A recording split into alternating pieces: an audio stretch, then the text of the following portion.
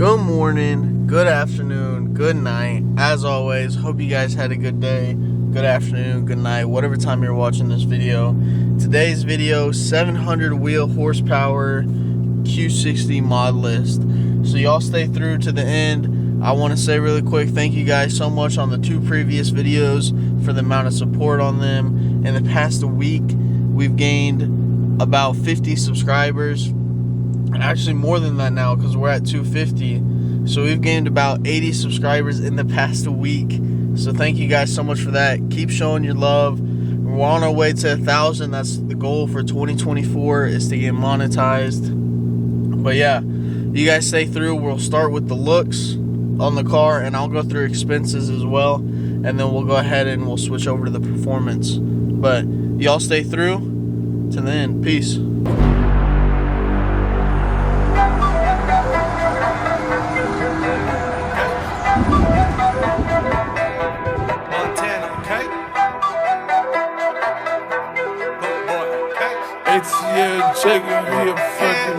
She wanna ride with the star. Ended up dropping my top, okay. My ex told me she needed space. I guess we both going to Mars, okay. I cannot forget the base. What's going on, guys? We made it out here to the recording spot. We're gonna be starting with the looks on the exterior, going to the interior of the car, and then we'll be jumping into performance and labor. So starting off, we'll start going front to back. This front splitter right here, as you can see, it's bent down. This is fake carbon fiber, and I really recommend you guys go with something fake carbon fiber for your front splitter, just because it's gonna break if you're lowered at all, and you don't want to be paying $800–900 over and over and over again. This is an ABS front splitter off of Amazon, if you guys want to go ahead and find that. These headlights, I used to have carbon fiber eyelids going across the top of this, but these are brand new headlights, OEM. If you guys aren't familiar, my headlights got a leak in it, so there was a bunch of condensation in both sides, so I had to go ahead and replace those, unfortunately, and those headlights are not cheap. This is a South Bay carbon fiber grill overlay, as you guys can see, and I honestly need to start looking at a new one as it's starting to peel. Going towards the side of the car, we have Jalisco mirror caps. So you can see, there's a tow truck driver over there. And these are starting to peel a little bit, but that's okay because it's kind of harder to tell from farther away. We'll just go through the tires really quick. So these are Undergone wheels, and there's a Extreme Contact Sport 2 tire sitting on it. These are 275/1935. Eventually I'm going to need to get new tires because I do spin pretty bad from a dig, as you guys saw the other day.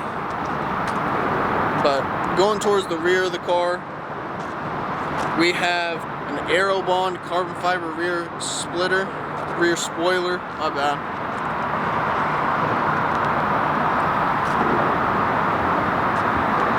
And then we have a third brake light diffuser from Jalisco carbon fiber. And then these, I can't remember where I got these from right here. They're like 30–40 bucks, so they're pretty cheap. They're not bad. I used to have a carbon fiber thing that ran across here. I since took it off, and I think it looks a lot better without it. If you guys have been shopping for carbon fiber, you know what I mean.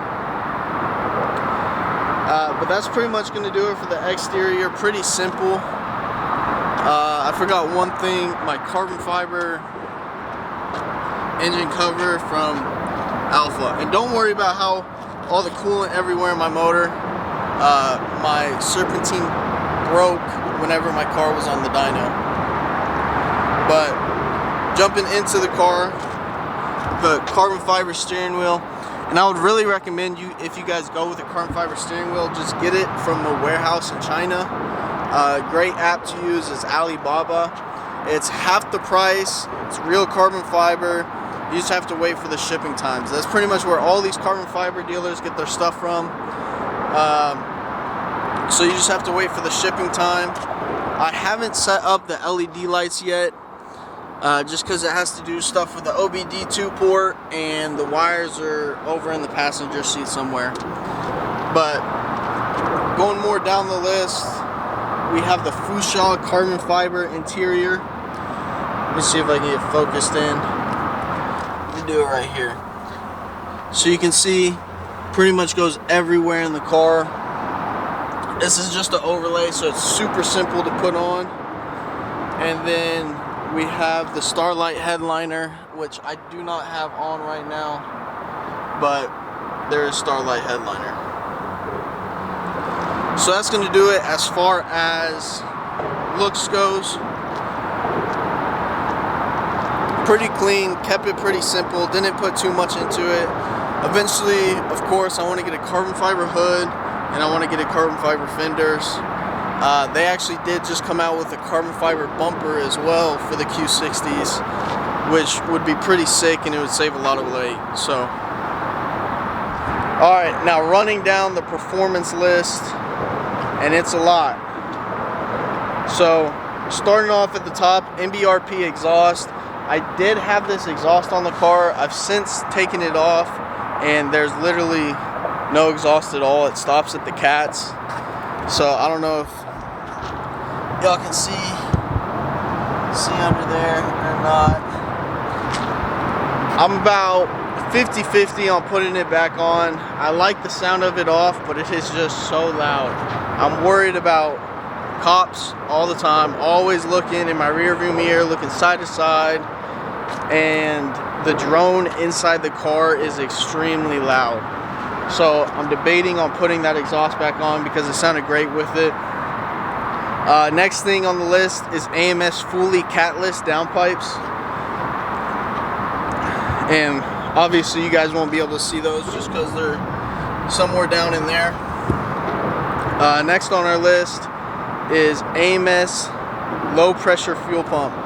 Now the low pressure fuel pump, it sits behind the passenger side seat and the rear, right where my baby car seat is. Underneath that, it's pretty easy to install. You just take out the seats, open up the low pressure fuel pump casing, and re-bracket the low pressure fuel pump to the casing. AMS carbon fiber intakes, you guys saw those whenever I was showing the engine cover. Whenever I took my car to Infiniti, if you guys have a Q50, Q60, you know there's a plastic piece that goes right here. Yeah, they just completely took that away from me, so I don't have that piece anymore. But for the most part, these are pretty good. To be honest though, they're a little bit waste of money. I would recommend Boosted 6 Auto 3-inch shorties or longs, whichever one you guys prefer. But I would definitely recommend them over the AMS ones. They just give a lot better airflow, and they sound so much better. Like, you can actually hear the whole spool and everything. Next thing on my list is an AMS flex fuel kit, and my flex fuel kit sits somewhere around in here. This engine bay is a complete mess, so please don't doubt me too much in the comments. I tried. Mishimoto oil catch can. That's gonna sit right there. That's pretty much a must on these cars. Any Infiniti, if you guys own a G, if you guys own a Q, get an oil catch can. Save yourself the trouble of extra oil getting in the heads or anything like that. It's super easy to clean out. I literally just unscrew these and pull it out and dump the rest of it. And then I just bolt them back on. BMS heat exchanger. BMS is Burger Motorsports. They do all the JB4s and everything, but that's what this is going to be, the BMS heat exchanger. Next thing on my list would be, this is where it starts getting into the expensive mods, the XDI 2000cc injectors. That's what I recently just got put on, and a Spool FX 200 high pressure fuel pump.